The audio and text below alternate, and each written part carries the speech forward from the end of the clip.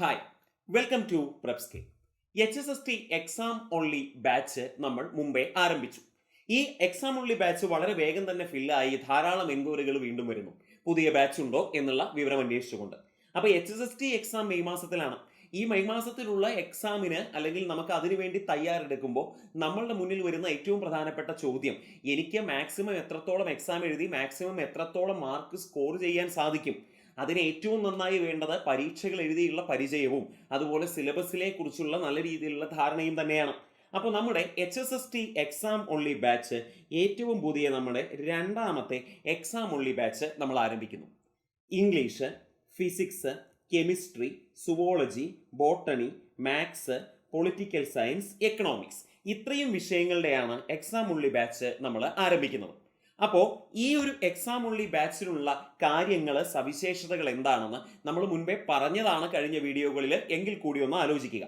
ആദ്യമായിട്ട് നമ്മുടെ മുന്നിൽ മെയ് മാസത്തിലാണ് എക്സാം. അത്ര സമയമേ നമ്മുടെ മുന്നിലുള്ളൂ.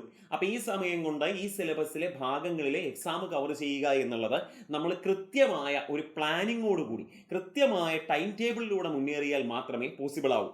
അപ്പോൾ അതിന് വേണ്ടിയിട്ട് നമ്മൾ ഡീറ്റെയിൽഡ് ടൈം ടേബിൾ അല്ലെങ്കിൽ ഒരു സ്റ്റഡി പ്ലാൻ തയ്യാറാക്കി. ആ സ്റ്റഡി പ്ലാന്റെ അടിസ്ഥാനത്തിലാണ് എക്സാമുകൾ കണ്ടക്ട് ചെയ്യുന്നത്.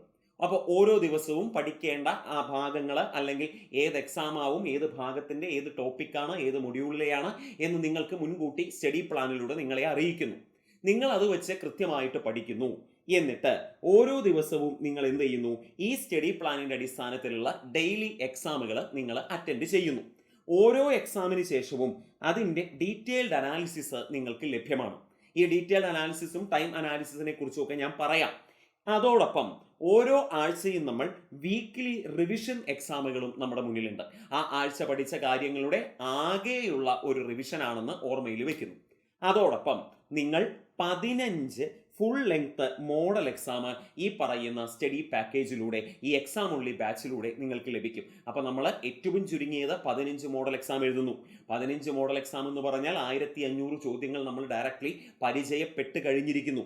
പിന്നെ അതോടൊപ്പം ഇതിനു മുമ്പ് നടന്ന പ്രീവിയസ് ഇയർ എക്സാമുകളും ഉണ്ടായിരിക്കും.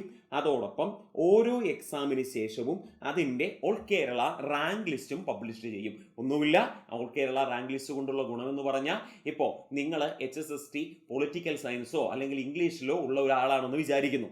നിങ്ങൾ ഓരോ തവണത്തെയും എക്സാം എഴുതി നിങ്ങളുടെ റാങ്ക് ലിസ്റ്റിലെ സ്ഥാനം എന്താണെന്ന് നിങ്ങൾക്ക് സ്വയം വിലയിരുത്താനും, സ്വയം പുരോഗതിയാണോ, കൂടുതൽ ഞാൻ മുന്നേറാനുണ്ടോ, കൂടുതൽ ഏത് ഭാഗത്തിന് ശ്രദ്ധ കൊടുക്കണമെന്ന് നിങ്ങൾക്ക് സ്വയം വിലയിരുത്താനുള്ള അവസരമാണ് ഈ പറഞ്ഞ ഓൾ കേരള റാങ്ക് ലിസ്റ്റ് എന്ന് പറയുന്ന ഒരു ഓപ്ഷനിലുള്ളത്.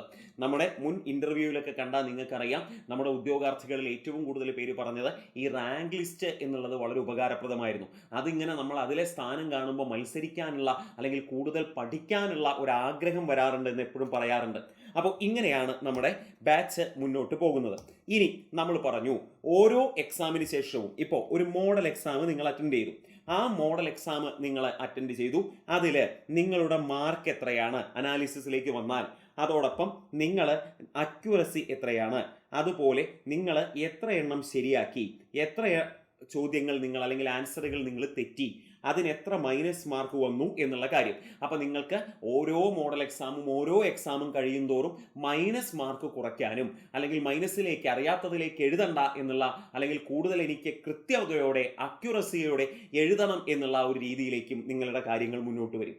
അതോടൊപ്പം ടൈം അനാലിസിസ്, എത്ര സമയമാണ് നിങ്ങൾ ആൻസർ ചെയ്യാൻ എടുക്കുന്നത്, അത് ഏത് ചോദ്യങ്ങൾക്കാണ് നിങ്ങൾ കൂടുതലായിട്ട് അങ്ങനെ ഒരു സമയം എടുത്തത്, അതുപോലെ കറക്റ്റ് ആൻസർ ചെയ്യാൻ നിങ്ങൾ എത്ര സമയം എടുത്തു, ഇതുപോലെയുള്ള ടൈം അനാലിസിസ് ലഭിക്കും. ദെൻ സ്കോർ അനാലിസിസ് ലഭിക്കും. അതുപോലെ കറക്റ്റ് എത്രയാ, ഇൻകറക്റ്റ് എത്രയാ തുടങ്ങിയ കാര്യങ്ങൾ. ദെൻ അതോടൊപ്പം നിങ്ങൾ എങ്ങനെ എത്ര ചോദ്യങ്ങൾ സ്കിപ്പ് ചെയ്തു, എത്ര എണ്ണം നിങ്ങൾ അല്ലെങ്കിൽ എത്ര സമയം നിങ്ങൾ ആ ചോദ്യം സ്കിപ്പ് ചെയ്യാൻ വേണ്ടി എടുത്തു, ഇങ്ങനെ നിങ്ങൾക്കുള്ള അനാലിസിസ് ഒക്കെ ഇതിൽ ലഭ്യമാണ്. അതോടൊപ്പം നിങ്ങൾ ഒരു പരീക്ഷ എഴുതി, നിങ്ങൾക്ക് 60 മാർക്കാണ് ലഭിച്ചത് എന്ന് വിചാരിക്കുക. ആ ഒരു എക്സാം എഴുതുമ്പോൾ അതിനൊരു ആവറേജ് എത്രയായിരിക്കും ഉണ്ടായിരിക്കുക, ഒരു ടോപ്പ് ആയിട്ടുള്ള ഒരു ഉദ്യോഗാർത്ഥി അത് എഴുതിയാൽ എത്രയാവും കിട്ടുക തുടങ്ങി നിങ്ങൾക്ക് അവിടെ ഒരു കമ്പാരിസൺ നിങ്ങൾക്ക് ലഭ്യമാണ്. ഇങ്ങനെയുള്ള കാര്യങ്ങളൊക്കെ ഈ പറയുന്ന അനാലിസിസിൽ ലഭിക്കും. അതോടൊപ്പം ഞാൻ പറഞ്ഞു, നമ്മുടെ ഏറ്റവും മോഡൽ എക്സാമിലൊക്കെയുള്ള ഏറ്റവും പ്രധാനപ്പെട്ട കാര്യമാണ് ഈ റാങ്ക് ലിസ്റ്റ്. ഓരോ റാങ്ക് ലിസ്റ്റിലും നിങ്ങളുടെ സ്ഥാനം അത് ഓരോ എക്സാം കഴിയും തോറും നിങ്ങൾ എന്ത് ചെയ്യുന്നു, കൂടുതൽ കൂടുതൽ നല്ല റാങ്കിലേക്ക് എത്തുന്നു. സ്വയം നിങ്ങൾക്ക് നിങ്ങളുടെ പഠന പുരോഗതി തിരിച്ചറിയാൻ സാധിക്കുന്നു. ഇങ്ങനെയുള്ള സവിശേഷതകളാണ് നമ്മുടെ ഈ പറയുന്ന എക്സാം ഓൺലി ബാച്ചിൽ ഉള്ളത്. അപ്പോൾ നമ്മുടെ HSST എക്സാം ഓൺലി ബാച്ച് 2 ഇത്രയും സബ്ജക്റ്റുകൾക്കാണുള്ളത്. ഓർക്കുക, നമ്മുടെ എക്സാം ഓൺലി ബാച്ച് 2 ആരംഭിക്കുന്നത് 23/3/2026 തിങ്കളാഴ്ചയാണ് നമ്മുടെ എക്സാം ഓൺലി ബാച്ച് എന്ത് ചെയ്യുന്നത്, ആരംഭിക്കുന്നത്. അപ്പോൾ നമുക്കറിയാം പെരുന്നാളാണ്, ഈദാണ് വരുന്നത്. അതുകൊണ്ട് തന്നെ നമ്മൾ ഇപ്പോൾ ഒരു ഓഫർ നൽകുകയാണ്.